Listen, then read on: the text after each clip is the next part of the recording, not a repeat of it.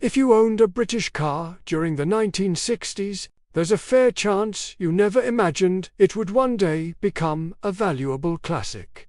Back then, they were simply everyday motors, cars that took you to work, cars that carried the family on holiday, cars that sat outside the house through rain, frost, and the occasional heatwave. As the years rolled by, many became rusty. Some failed their MO, others simply became too expensive to repair. So what did people do? They scrapped them. After all, they were only old cars. Nobody thought twice about sending them to the breakers. But if only we'd known. Today, many of those very same motors are worth a small fortune. Even more importantly, they represent a piece of Britain's motoring history that can never be replaced. So tonight, let's take a proper trip down memory lane and look at 10 British 1960s cars owners wish they'd never scrapped.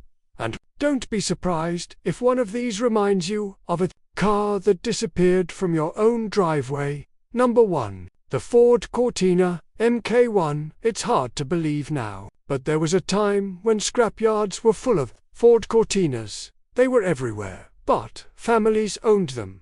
Sales reps drove them. Driving instructors taught learners in them. When rust took hold, many owners simply decided they weren't worth saving.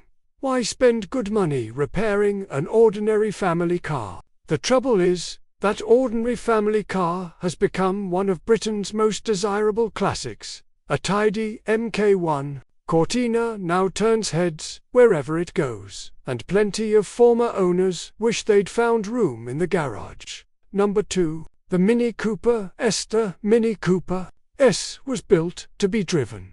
And that's exactly what owners did.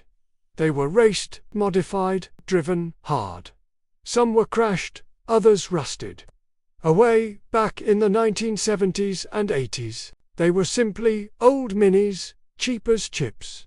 Nobody imagined they would one day become prized collector's cars.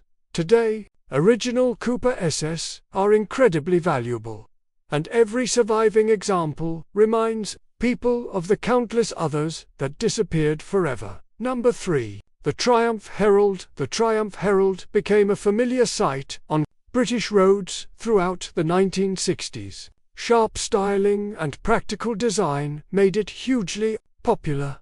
But popularity can sometimes work against a car. Because there were so many of them, few people thought they were worth preserving. A beautifully restored Herald brings smiles wherever it goes, and many former owners admit they wish they'd held on to theirs just a little longer. Number 4. The Morris Minor. Here's a car that became almost part of the family. Reliable, simple, and full of character. The Morris Minor served millions of British drivers faithfully. But as newer cars arrived, the Minor started to look old-fashioned. Many owners traded them in, others scrapped them after years of loyal service. It seemed perfectly sensible at the time. Yet today, they're among Britain's most loved classics, a cracking little car that deserved a better ending. Number 5. The MGB Roadster. Sports cars often have hard lives. The MGB was no exception. Driven enthusiastically, used in all weathers. Sometimes neglected when money became tight, many eventually became too rusty to justify repairing. Or so people thought. Nowadays, restored MGBs are admired across Britain, and former owners often remember sunny weekends, country lanes, and holidays by the coast. Those memories become even sweeter when you realize what the car is worth today. Number 6. The Jaguar Mk2. There was a time when old Jaguar Mk2 South weren't especially valuable. In fact, some became surprisingly affordable. Unfortunately, maintenance wasn't as repair bills mounted. Plenty ended up at the breakers. Looking back, it seems almost unbelievable. Because today, The Mk2 is regarded as one of Britain's greatest sporting saloons. Elegant, powerful, and enormously desirable. If only more had survived.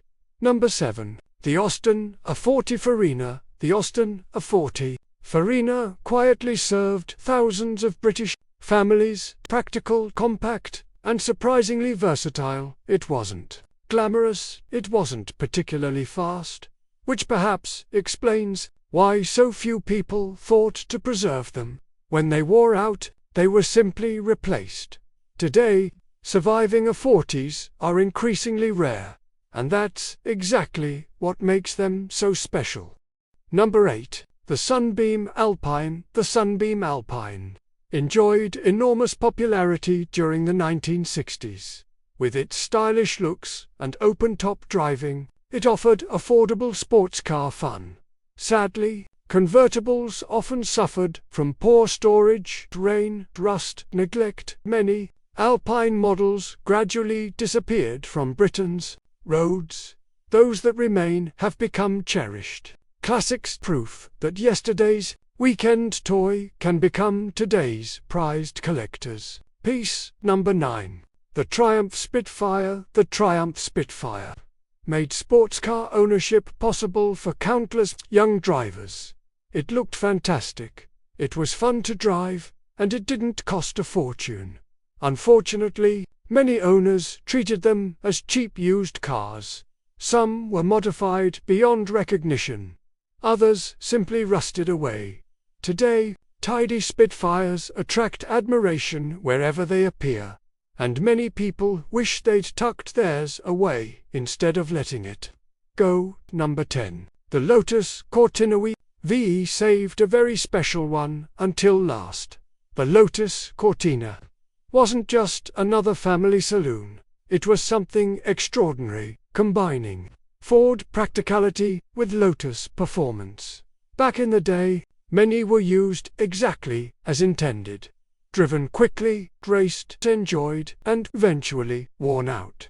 Few people realized they would become one of Britain's most sought-after classics today. Surviving Lotus Cortinas command astonishing prices, and anyone who scrapped one years ago probably regrets it every time they see one at a classic car show. Looking back now, it's easy to understand why so many of these wonderful cars disappeared. Rust was a constant battle, repair costs often exceeded the car's value.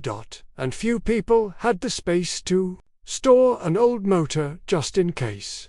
Nobody imagined these everyday cars would one day become treasured classics. They were simply yesterday's transport, yet time has a funny way of changing things. The cars people once overlooked have become the cars everyone wants, not simply because they're valuable, but because they remind us of another Britain. Britain of family holidays, Sunday drives, learning to double dash, declutch, cleaning the car on a Saturday morning, and waving to neighbors who drove exactly the same model. These cars weren't just made of steel and chrome. They carried our memories, our milestones, our stories. And perhaps that's why so many people still wish they'd never watched theirs disappear through the gates of the scrapyard. Now, I'd love to hear from you. Which British classic do you most regret scrapping, selling, or letting go? Was there a car you thought was beyond saving, only to discover years later it had become highly desirable? Or have I missed a 1960s British motor that deserves a place on this list? Go on, let me know in the comments. I always enjoy reading your memories, and there's always someone with a story that takes us all straight back to the old days. And if this video brought back a few memories, give it a like. It really helps keep Britain's motoring history alive, and allows more people to enjoy these nostalgic journeys. And if you enjoy classic cars, forgotten stories, and everything that made Britain special, don't forget to subscribe. There's plenty more still to come, because sometimes The saddest part of owning a classic car is only realizing how special it was after it's gone. And for thousands of British motorists, that lesson came one trip to the scrapyard too late.